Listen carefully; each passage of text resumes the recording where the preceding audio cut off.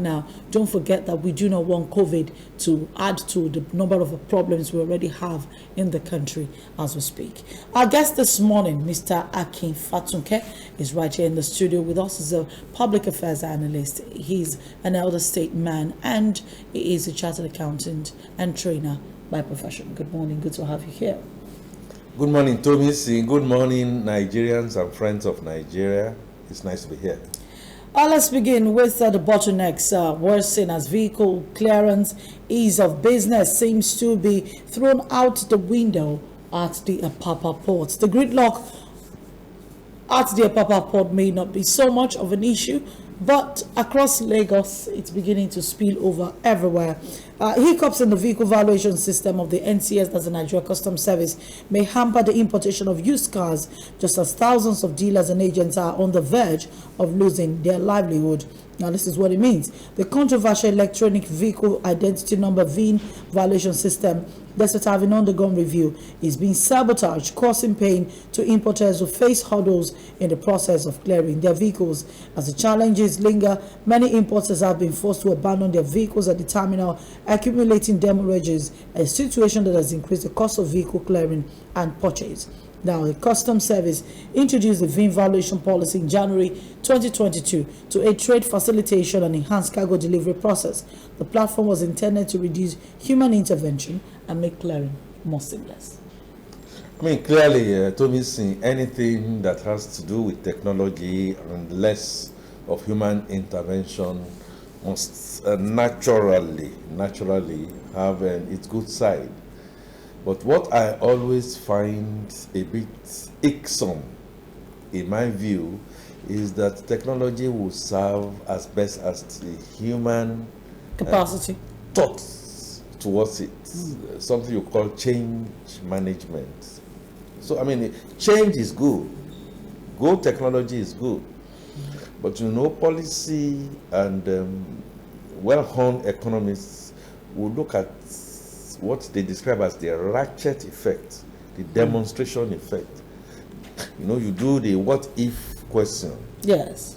And if you do that what if question, it might just, like you go for a loan and you get a moratorium, you can go and renegotiate moratorium, something much more easier with time limits and discipline by all stakeholders to make sure that they stick to that time limit. That hardly happens for whatever reason. I have lived in this country, and so many people have lived in this country, where policy will be changed so dramatically and so fast.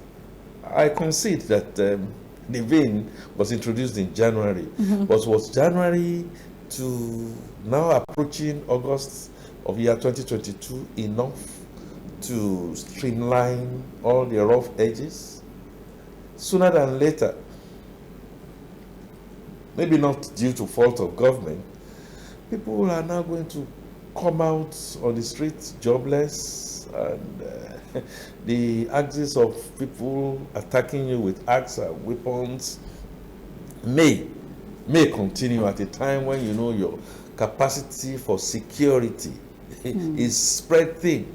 I think if my experience is anything to go back, and you ask me, what do I see happening between now and what you have just described, between now and December? I hope you're not going to call me a sage who sees tomorrow today. We are going to get representations for them, not necessarily to reverse, rather to extend, or do one or two things that will make life much more easier for people. I have been here where we woke up to a reality that a policy prescription, whether technology, whether it's for trade liberalization, whether it's for employment creation, was made about 6 months ago. And the people that were behind this were chessboard players. So if you move that, okay, that's what is going to happen. This is going to be the next effect.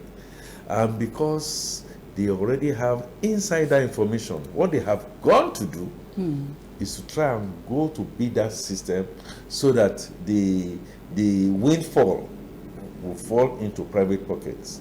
Mark it down. This is not going to be an easy ride.